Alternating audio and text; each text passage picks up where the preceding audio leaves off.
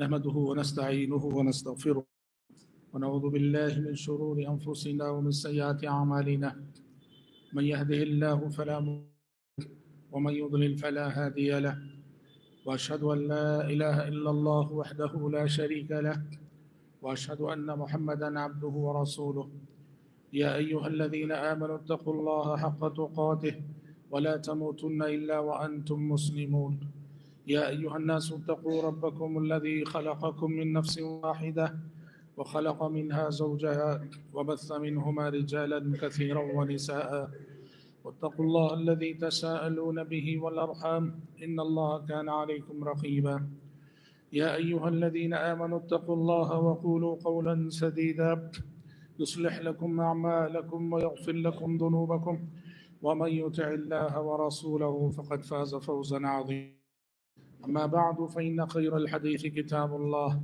وخير الهدي هدي محمد صلى الله عليه وسلم وشر الأمور محدثاتها وكل محدثة بدعة وكل بدعة ضلالة وكل ضلالة في النار. أعوذ بالله السميع العليم من الشيطان الرجيم من همزه ونفخه ونفسه وذكر فإن الذكرى تنفع المؤمنين. حضرات گرامی، ابھی میں نے خطبہ مسنونہ کے بعد قرآن مجید کی ایک مشہور و معروف آیت آپ کے سامنے پڑھی ہے. اس آیت میں اللہ تبارک و تعالیٰ نے نبی کریم صلی اللہ علیہ وسلم سے مخاطب ہو کے فرمایا کہ وَذَكِّرْ فَإِنَّ الذِّكْرَىٰ تَنفَعُ الْمُؤْمِنِينَ. اے پیغمبر، نصیحت کرتے رہیے کہ نصیحت کبھی نہ کبھی اہل ایمان کو فائدہ پہنچاتی ہے. نصیحت کا موقع خطبہ جمعہ ہوتا ہے. آج کے خطبے میں آپ کے سامنے نبی کریم صلی اللہ علیہ وسلم ایک عظیم حدیث لے کر حاضر ہوا. اس حدیث میں ہم میں سے ہر شخص کے لیے بڑے سبق ہیں، اور اس حدیث کی عزت پر ہم میں سے ہر شخص کی زندگی آتی ہے. یہ حدیث کہنے کو بڑی مختصر ہے مگر بڑی معنی خیز حدیث ہے. معانی مفاہیم کے سمندر نبی کریم صلی اللہ علیہ وسلم نے اس حدیث میں سمو رکھے ہیں. حدیث صحیح بخاری کی ہے جسے صحابی رسول عبداللہ بن عباس رضی اللہ عنہما نے روایت کیا ہے. عبداللہ بن عباس رضی اللہ عنہما کہتے ہیں کہ آپ صلی اللہ علیہ وسلم نے فرمایا نعمتان مغبون فیہما کثیر من الناس الصحة والفراغ. یہ حدیث جیسا کہ آپ ترجمہ اور شرح میں دیکھیں گے کہ اللہ تبارک و تعالیٰ نے نبی کریم صلی اللہ علیہ وسلم کو جو جواب کی کلم کی خصوصیت عطا کی تھی وہ نمونہ ہے. جوامع الکلم کا مطلب کیا ہے جانتے ہیں؟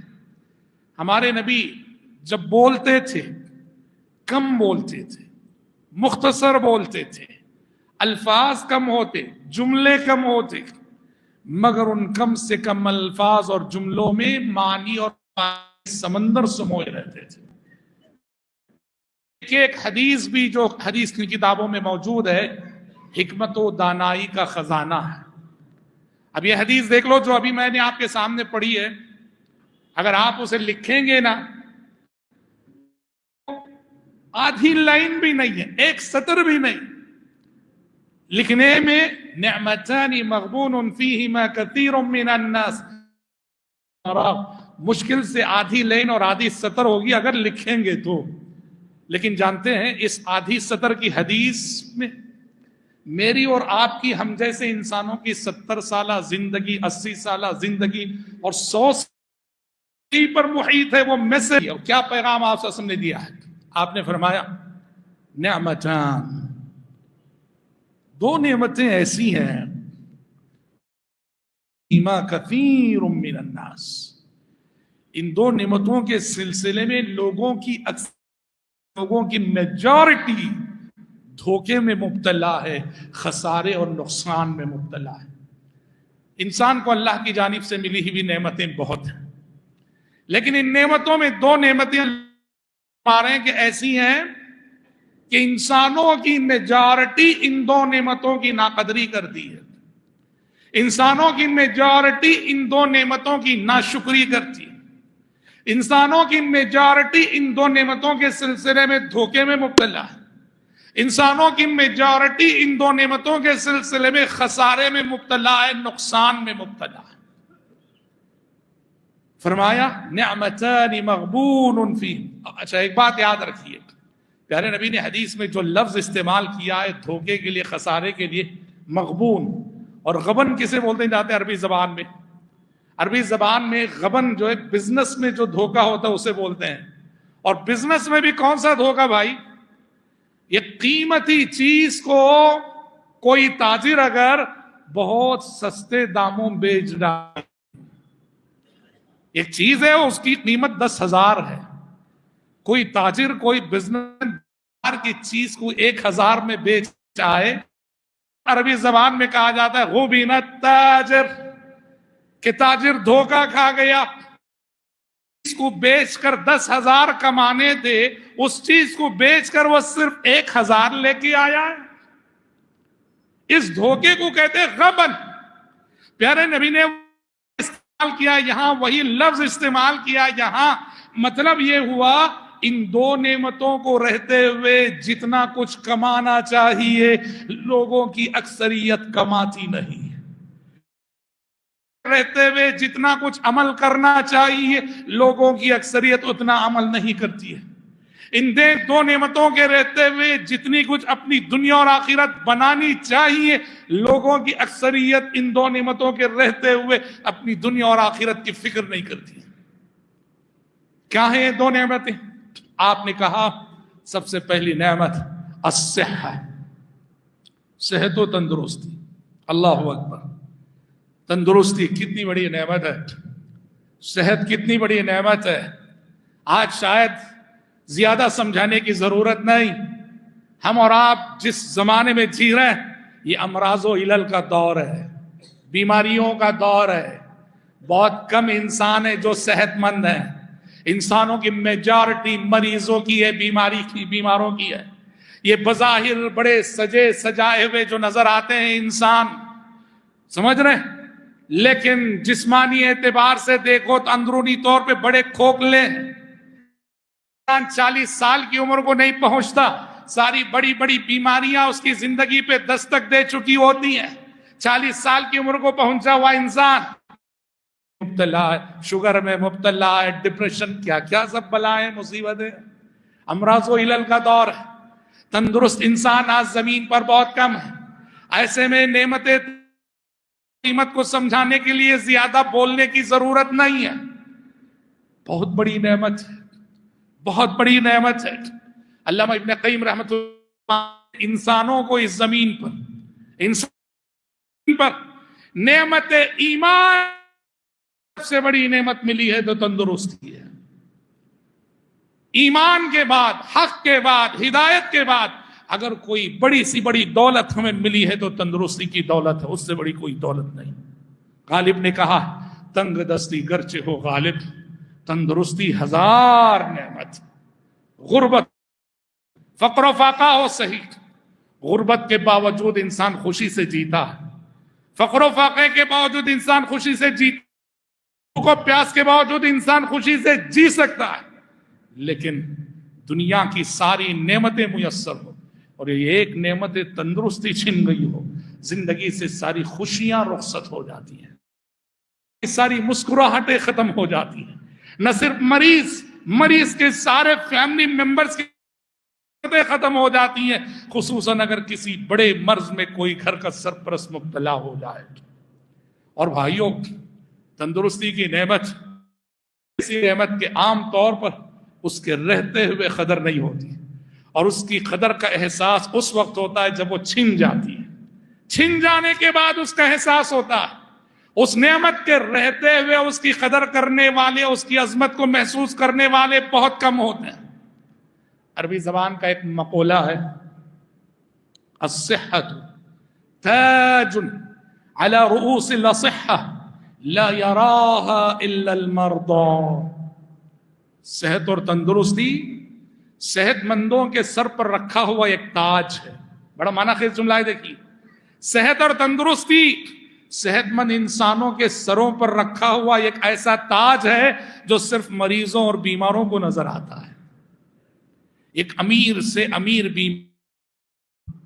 ایک مالدار سے مالدار ترین بیمار انسان جسے بیماری نے موت کی چاہا ہو، جب ایک صحت مند بھکاری کو دیکھتا ہے نا، تھوڑی دیر کے لیے وہ آرزو کرتا کاش اس کی جگہ میں ہوتا. سمجھ رہے آپ؟ صحت مند بھکاری کو بھی دیکھے وہ تھوڑی دیر کے لیے آرزو کرے گا کہ کاش اس کی جگہ میں ہوتا. دنیا نہیں ہے صحیح، لیکن تندرستی ہے اس کے پاس. اسی لیے بھائیوں، ذمہ دار قسم کے انسان وہ ہیں اور خوش نصیب انسان وہ ہیں جو اس نعمت تندرستی کے رہتے ہوئے اس نعمت کی قدر و قیمت کا احساس کر لے، اور اس نعمت کی قدر کر کے تندرستی کے ایام میں جیسے کچھ اور جتنی کچھ عبادت کرنی چاہیے اللہ کی ویسی کما کو عبادت کر لے. کہتے ہیں خلیفہ عباسی ہارون رشید، انہوں نے ان کے دربار میں ایک اللہ والے تھے عالم ابن السماک رحمت اللہ علیہ. قدیم زمانے کے حکمرانوں کا معاملہ ہی الگ، ان کی شان ہی الگ، اور قدیم زمانے کے علماء بھی الگ. حکمران بھی علماء کی قدر کرنے والے اور علماء کی نصیحتوں کو دل کے کانوں سے سننے والے، اور علماء بھی ایسے اس دور کے حاکم وقت کی ہیبت سے حق کہنے سے کبھی وہ ڈرتے نہ تھے. تلوار کے زیر سایہ بھی وہ حق بات کہے جاتے تھے. ہارون رشید کے دربار میں ابن السماک ایک واعظ تھے، ایک عالم تھے، ایک ناصح تھے. ہارون رشید نے، وہ خود اپنی جگہ ایک عالم سے کم نہ تھے ہارون رشید، تاہم اللہ والوں اور علماء کی بڑی قدردانی تھی ہارون رشید کے پاس. ہارون رشید نے ابن السماک سے کہا کہ ابن السماک، مجھے کوئی نصیحت کر دیجئے، مجھے نصیحت کر دیجئے. ابن السماک نے کہا، ہارون رشید کے سامنے ایک پیالہ پانی رکھا ہوا تھا، ایک گلاس رکھا ہوا تھا جس میں پانی تھا، اور اس کو بادشاہ نے پینے کے لیے منگوایا تھا. ابن السماک نے کہا کہ بادشاہ سلامت، ذرا یہ بتائیے کو شدید پیاس لگی ہو، شدید پیاس لگی ہو، اور پینے گلاس پانی نہ مل رہا ہو، کیا کریں گے آپ؟ ہارون رشید نے کہا، پانی ایک ایسی ضرورت ہے جس کے بغیر زندگی نہیں. پیاس لگے اور پینے کے لیے پانی نہ ملے، بہر قیمت بہر صورت وہ پانی حاصل کروں گا میں، بھلے سے اس ایک گلاس پانی کو مجھے آدھی حکومت اور آدھی سلطنت کیوں نہ خرچ کرنی پڑے. ابن السماک نے کہا کہ بادشاہ سلامت، آپ نے بہت سچی بات کہی، پانی پی لیجیے. ہارون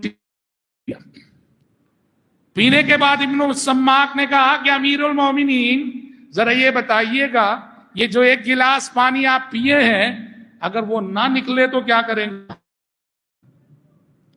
ہم جو کھاتے ہیں پیتے ہیں نا، یہ رب العالمین کی نعمت ہے، اس کا شکر ہے کہ ہماری غذا میں جو نفع بخش عنصر ہے وہ خون میں تحلیل ہو جاتا ہے. ہماری غذا میں جو فاضل رطوبتیں ہیں پیشاب و شاب کے راستے سے سب باہر ہو جاتی ہیں. اگر یہ فاضل رطوبتیں پیشاب و شاب کے راستے سے باہر نہ ہوئی، جانتے ہیں کیا ہوگا؟ انسانی پیٹ پھول جائے گا، انسان درد سے تڑپ اٹھے گا. کسی مریض کو 30-40 گھنٹے اگر صرف پیشاب نہ ہو، اس کی تڑپ آپ دیکھ نہیں سکے، اتنا تڑپے گا، اتنا تڑپے گا. رب العالمین کی کتنی بڑی نعمت ہے.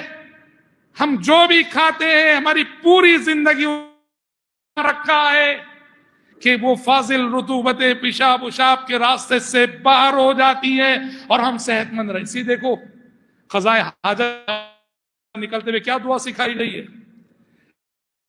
بعد بیت الخلا سے نکلتے ہوئے دعا سکھائی، اے اللہ مجھے معاف کر دے، اے اللہ مجھے معاف کر دے. سوال یہ ہے اللہ کو جا کے آ رہے اور یہاں معافی مانگنا کیا معنی خیز ہے؟ بیت الخلا سے نکلتے ہوئے جو غفرانک کی دعا سکھائی گئی ہے، انسانوں معافی مانگو، معافی مانگو بیت الخلا سے نکلتے. کیوں؟ نعمت تندرستی کا احساس دلانے کے لیے کہ پروردگار شکر ہے کہ میرے جسم کی فاضل رطوبتوں کو کس آسانی سے تو باہر نکال دیتا ہے.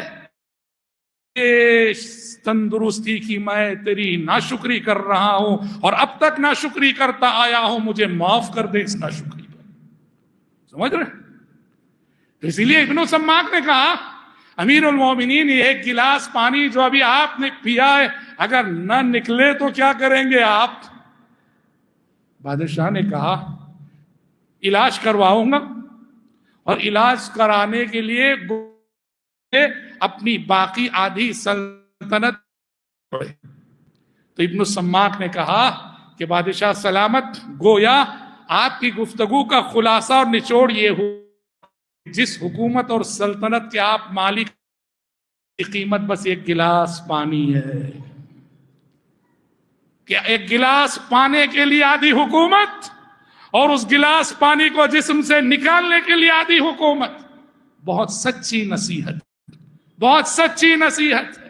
پیارے نبی نے اس حدیث میں بھی یہی پیغام دیا ہے، یہی میسج دیا کہ تندرستی ایمان کے بعد اس دنیا کی عظیم نعمت ہے، مگر کیا کریں کہ مغبون فیہما کثیر من الناس، لوگوں کی اکثریت اس کی ناقدری کرتی ہے. تندرستی میں نماز یاد نہیں آتی، تندرستی میں ایمانداری یاد نہیں آتی، تندرستی میں صلہ رحمی یاد نہیں آتی، تندرستی میں انصاف کرنا یاد نہیں آتا. یہ سب چیزیں کب یاد آتی ہیں ہمیں؟ جب بیمار ہو جاتے ہیں اور بیماری میرے غرور کو جب کچلتی ہے نا، بیماری جب میرے غرور کو کچلتی ہے تب مجھے مسجد بھی یاد آئے گی، نماز بھی یاد آئے گی، غریب رشتہ دار بھی یاد آئیں گے، اڑوس پڑوس بھی یاد آئیں گے، سب یاد آئیں گے. بیماری سب سے بڑا سبق ہے. اچھے انسان وہ ہیں، کامیاب انسان وہ ہیں جو یہ اسباق تندرستی کی حالت میں یاد کر لیں.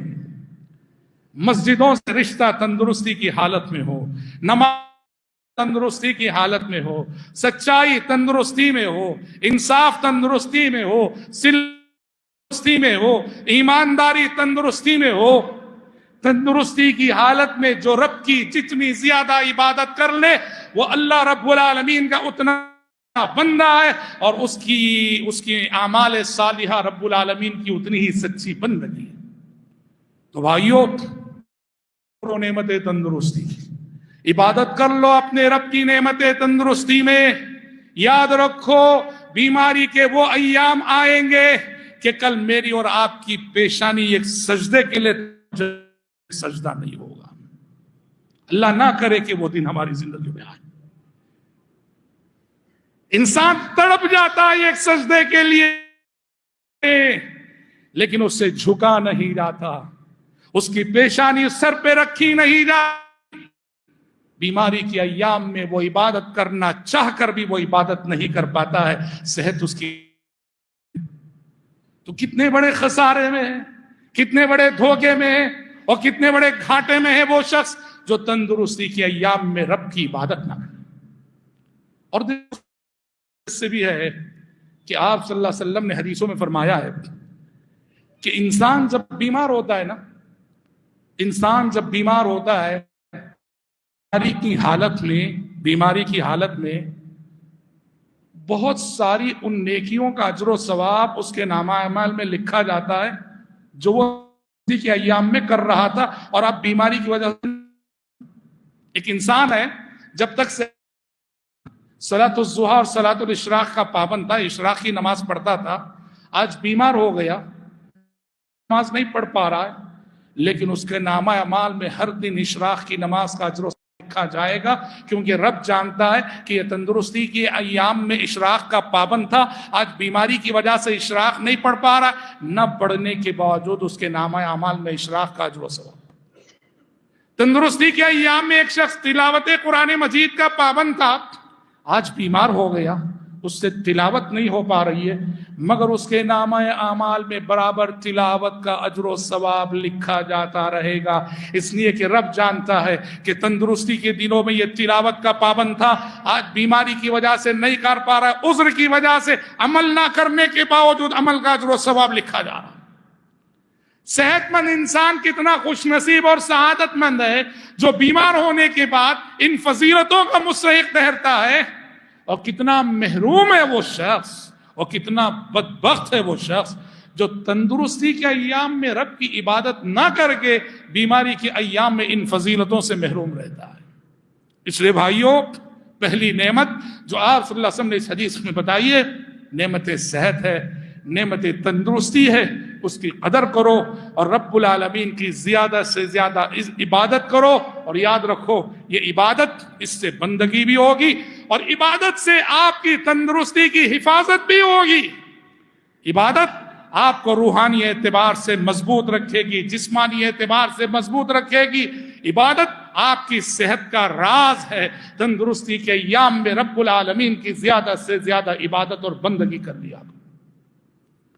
دوسری نعمت جو آپ صلی اللہ علیہ وسلم نے اس حدیث میں بتائی ہے، الفراغ، کہ لوگ جس نعمت کو پا کر سب سے زیادہ ناشکری کر رہے ہیں، گھاٹے میں ہیں، نقصان میں ہیں، خسارے میں ہیں، اور جتنا پانا چاہے نہیں پا رہے، وہ ہے خالی وقت، وقت کی نعمت۔ اور واللہ العظیم رب کی نعمتوں میں انسان نعمت وقت کو جتنا برباد کرتا ہے، جتنا ضائع کرتا ہے، کسی اور نعمت کو شاید انسان اس قدر ضائع نہیں کرتا۔ خصوصاً ہمارے دور میں، ہمارے زمانے میں، جب زندگی لہو و لعب سے عبارت ہے، کھیل تماشے سے عبارت ہے، صبح کھیل، شام کھیل، دن کھیل، رات کھیل، پوری زندگی گیمز میں بدل چکی ہے، پوری زندگی گیمز میں بدل چکی ہے۔ زندگی کا مطلب کھیل تماشا ہو گیا ہے۔ ہمارے نوجوانوں کے لائف سٹائل کو دیکھ لیجئے گا نا، ہمارے نوجوان اسکول اور کالج سے آنے کے بعد باقی جو اوقات جن مشغولیتوں میں گزارتے ہیں، ہماری نوجوان نسل کا لائف سٹائل ہے، طرز زندگی ہے، فرینڈ سرکل کے ساتھ ہوٹلوں میں جمع ہونا، روزینہ جمع ہونا، فرینڈ سرکل کے ساتھ ہوٹلوں میں عشاء بعد بیٹھنا اور گھنٹے گھنٹے گپ شپ کرنا، بیڑی سگریٹ کے دور چلیں گے، چائے کے دور چلیں گے، نہ کوئی دنیا کا فائدہ، نہ کوئی آخرت کا فائدہ۔ زندگی بیکار ہو رہی ہے، ہوٹلوں میں، پارکوں میں، کہاں ہماری زندگی بیکار ہو رہی ہے۔ ہوئے اس قدر مہذب، اکبر الہ آبادی نے اس نوجوان نسل کی حالت پر ماتم کرتے ہوئے کہا، ہوئے اس قدر مہذب، کبھی گھر کا منہ نہ دیکھا۔ سب جگہ جائیں گے، گھر کا بچہ گھر کو نہیں آئے گا، ماں منتظر رہے گی، رات کے 2 بجے تک ماں تکتی رہے گی، دروازے کو دیکھتی رہے گی، بچہ نہیں آیا، بچہ نہیں، گھر آنا بڑا دشوار۔ ہوئے اس قدر مہذب، کبھی گھر کا منہ نہ دیکھا، کٹی عمر ہوٹلوں میں، مرے ہسپتال جا کر۔ یہ صورتحال ہے۔ نعمت وقت، یاد رکھو، وقت کو برباد کرنا یہ عمر کو برباد کرنا ہے، وقت کو برباد کرنا یہ زندگی کو برباد کرنا ہے، اور زندگی امانت ہے، اس کے منٹ منٹ کا حساب حشر کی عدالت میں پیش کرنا ہے، مجھے بھی پیش کرنا ہے، آپ کو بھی پیش کرنا ہے۔ ایسا نہیں کہ زندگی اپنی مرضی اپنی نہیں، زندگی رب کی دی ہوئی اور وہ رب کی مرضی کے مطابق گزرنی چاہیے۔ اسلام میں آپ جانتے ہیں وقت کی کتنی قدر و قیمت ہے۔ قرآن پڑھو، رب العالمین نے اپنی کتاب قرآن مجید میں وقت کی کتنے بار قسم کھائی ہے، والعصر، زمانے کی قسم، والفجر، فجر کی قسم، سورج اور چاند جس پر وقت مرتب ہوتا ہے، والشمس وضحاها واللیل اذا یغشی، اوقات کی قسمیں اللہ نے قرآن میں کھائی، اور یہ پیغام دینے کے لیے کہ وقت کتنی بڑی چیز ہے۔ ہر کام زندگی کا وقت کی پابندی سے ہونا چاہیے۔ ہماری لائف میں ٹائم مینجمنٹ ہونا چاہیے۔ ہم اپنی زندگی کے منٹ کو برباد نہ کریں۔ غور کر کے دیکھ لو، جتنی عبادتیں ہیں، اسلام نے ہر عبادت کو اوقات سے جوڑا ہے، ہر عبادت کو وقت سے جوڑا ہے، اور عبادت تبھی عبادت کہلائے گی جب اس کے وقت میں ہوگی، وقت سے پہلے بھی نہیں، وقت کے بعد بھی نہیں۔ مثال کے طور پر ام العبادات، رأس العبادات نماز ہے، نماز رأس العبادات۔ ظہر کا وقت شریعت نے کہا زوال آفتاب کے بعد، جیسے ہی سورج زائل ہوگا ظہر کا وقت شروع ہوگا۔ اب اگر کوئی شخص زوال آفتاب سے پہلے ہی مسجد کو آ جائے اور 11 بجے ہی 4 رکعت نماز پورے خشوع خضوع کے ساتھ پڑھے، آدھا پارہ تلاوت کر لے، اس کی ظہر ہوگی؟ اس کی نماز ہوگی؟ بالکل نہیں ہوگی۔ 4 رکعت تو اس نے پڑھی ہے، ظہر کی نیت تو اس نے کی ہے، پورے خشوع خضوع کے ساتھ اس نے پڑھی ہے، پھر بھی اس کی ظہر نہ ہوئی، اس لیے کہ شریعت نے ظہر کو جس ٹائم سے جوڑا ہے اس ٹائم میں نہیں پڑھی۔ اس میں ہر نماز کا ایک وقت۔ آپ حج کرتے ہیں، حج کا ایک ٹائم ہے، حج تبھی حج کہلائے گا جب اس کے ٹائم میں ہو۔ حج کا ٹائم کیا ہے؟ الحج اشہر معلومات، شوال، ذی القعدہ، ذی الحج، یہ حج کے مہینے ہیں۔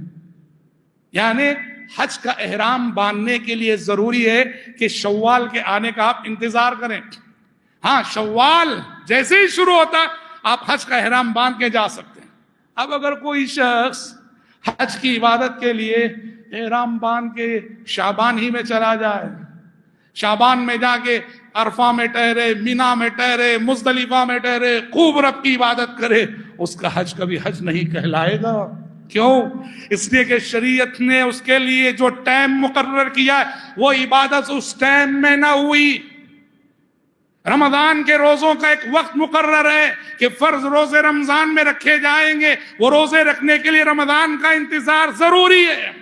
غور کیجئے نا، شریعت نے اہم عبادتوں کو کیسے وقت سے جوڑا ہے، یہ بتانے کے لیے کہ ٹائم کتنا معنی رکھتا ہے انسانی زندگی میں۔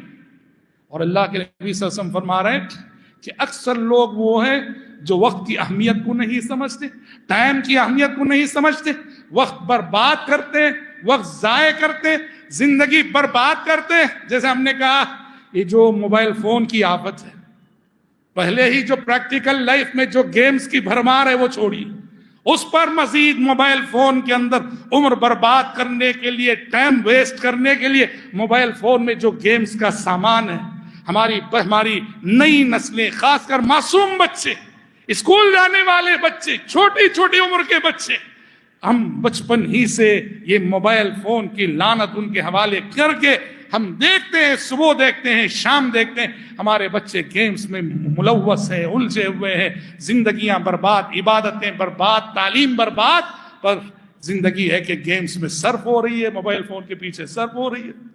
کتنی سچی بات پیارے نبی نے فرمائی کہ وقت ایک ایسی نعمت ہے جس کے سلسلے میں لوگوں کی میجارٹی خسارے میں۔ اور ایک حقیقت ہے، جو لوگ وقت کی ناقدری کرتے ہیں وقت بھی ان کی قدر نہیں کرتا۔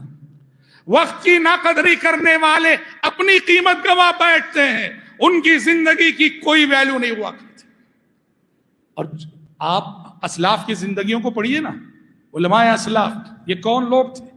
علماء اسلاف کی نسلیں وہ نسلیں تھیں وقت کی قدر کرنے والے اور وقت کو آخرت کے لیے صرف کرنے والے، علم میں عمل میں لگانے والے، منٹ کی قدر کرنے والے۔ اللہ نے ان کی زندگی میں کتنی برکت دی تھی جانتے ہیں؟ 2-3 مثالیں سنیے گا۔ علامہ ابن قیم رحمۃ اللہ علیہ کی ایک بہت ہی زبردست کتاب ہے زاد المعاد، بڑی زبردست کتاب زاد المعاد۔ یہ سیرت بھی ہے، یہ حدیث بھی ہے، یہ فقہ بھی ہے، کئی چیزیں اس کتاب کے اندر۔ اور آج یہ کتاب تقریباً مختلف اس کے طبعات ہیں، ایڈیشنز ہیں، 7 جلدوں میں چھپی ہے، 7 والیوم ہیں اس کے زاد المعاد کے۔ اور ساری دنیا مانتی ہے کہ دنیا کی بہترین تصنیفات میں سے، سلف کی لکھی بھی بہترین کتابوں میں سے ایک ہے زاد المعاد۔ آپ جانتے ہیں زاد المعاد ابن قیم نے کب لکھی؟ حج کے لیے نکلے تھے گھر سے، حج کے لیے نکلے تھے گھر سے، لکھنا شروع کیا، اور جب حج سے فارغ ہو کر گھر پہنچے تو یہ کتاب تیار ہو چکی تھی۔ یعنی زاد المعاد جیسی کتاب انہوں نے سفر میں لکھی۔ اور بھائیوں ذرا تصور کرو، سفر بھی کیسا سفر؟ آج کی طرح سے آرام دہ سفر نہیں، ایئر کنڈیشن گاڑیاں ہیں، آرام دہ سفر ہے، سفر میں بھی چین ہے، سکون ہے، راحت ہے، نہیں۔ یہ اس دور کی بات ہے جب سفر عذاب سے کم نہ تھا۔ خود آپ صلی اللہ علیہ وسلم نے حدیثوں میں فرمایا السفر قطعۃ من العذاب یمنع الرجل طعامہ وشرابہ، سفر عذاب ہے کہ آدمی کو کھانے پینے سے روک دیتا ہے، نہ من چاہا کھانا ملتا ہے، نہ من چاہا پانی ملتا ہے. اس دور میں حالت سفر میں ایسی مایا ناز کتاب انہوں نے لکھی. یہ کیسے ممکن ہوا؟ اس لیے کہ یہ رب کے وہ بندے تھے جنہوں نے زندگی کی قدر کی، وقت کی قدر کی. اللہ نے ان کی زندگیوں میں برکت عطا کی. امام نووی ہیں، اب امام نووی کا نام بہت سنتے ہیں اہل علم میں. صحیح بخاری کے بعد جو دوسری حدیث کی کتاب ہے صحیح مسلم، صحیح مسلم کی شرح جو سب سے ایتھنٹک شرح کی ہے امام نووی نے کی ہے، المنہاج کے نام سے حدیث کی کتاب کی. اور امام نووی کی اور بے شمار. جانتے امام نووی کی زندگی کتنی تھی؟ 45 سال، 45 ایئرس. بس 45 سال کی عمر میں ان کا انتقال ہو گیا. اور 45 سال کی عمر میں اتنا لکھ گئے ہم ان سے ڈبل زندگی پا کر بھی ان کی لکھی ہوئی کتابوں کو پڑھ بھی نہیں پا رہے ہیں. رب العالمین ان کی زندگیوں میں یہ برکت دی تھی. اور شیخ الاسلام ابن تیمیہ رحمۃ اللہ علیہ کا حال بھی وہی.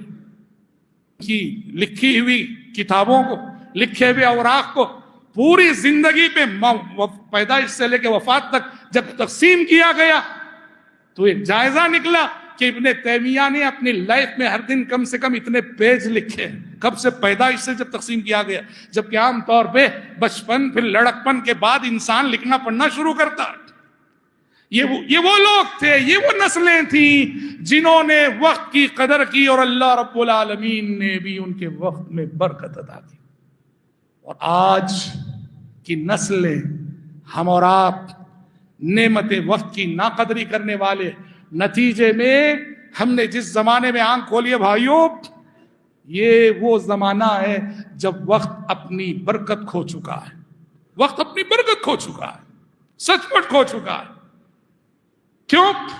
حدیث میں آپ نے قیامت کی نشانی کے طور پہ جو بتایا، قیامت سے پہلے وقت کی برکت ختم ہو جائے گی. اسے تقارب زمان کہا گیا کہ سال مہینوں کی مانند گزریں گے، مہینے ہفتوں کی رفتار میں گزریں گے، ہفتے دن رہا ہے.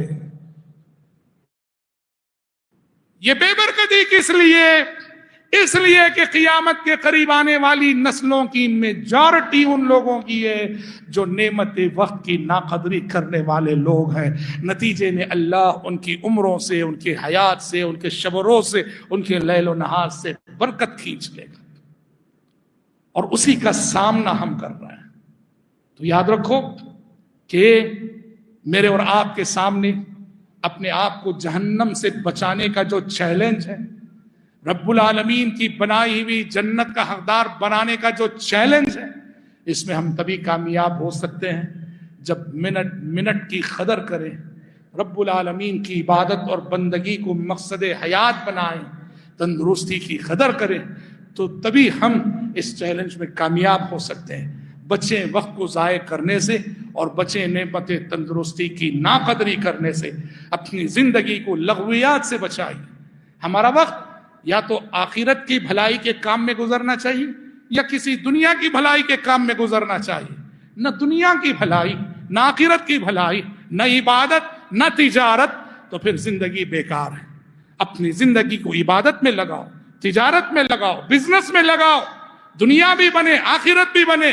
یہ وقت کی قدر و قیمت جاننا ہے. نہ ہمارا وقت عبادت میں لگے، نہ ہمارا وقت تجارت میں لگے، عمر ایسے ہی ضائع ہوتی رہے، تو پھر منٹ منٹ کا حساب اللہ کے سامنے دینا پڑے گا. اور یاد رکھو کہ یہ حساب بڑا دشوار ہوگا، بڑا سخت ہوگا. رب العزت سے دعا ہے کہ پروردگار عالم مجھ کہنے والے کو اور آپ سبھی سننے والوں کو اللہ نعمت تندرستی سے اللہ ہم سب کو مالا مال فرمائے. اللہ چھوٹے بڑے امراض سے، بیماریوں سے اللہ ہم سب کی حفاظت فرمائے. اور اللہ تندرستی اور خالی وقت کی ان دو نعمتوں کی قدر کرنے اور اس میں زیادہ سے زیادہ اس کی بندگی کرنے کی توفیق عطا فرمائے. اللہم آمین. بارک اللہ لنا ولکم فی القرآن العظیم ونفعنا وإیاکم بما فیہ من الآیات والذکر الحکیم. انہ تعالی جواد کریم ملک بر رؤوف رحیم رب حلیم.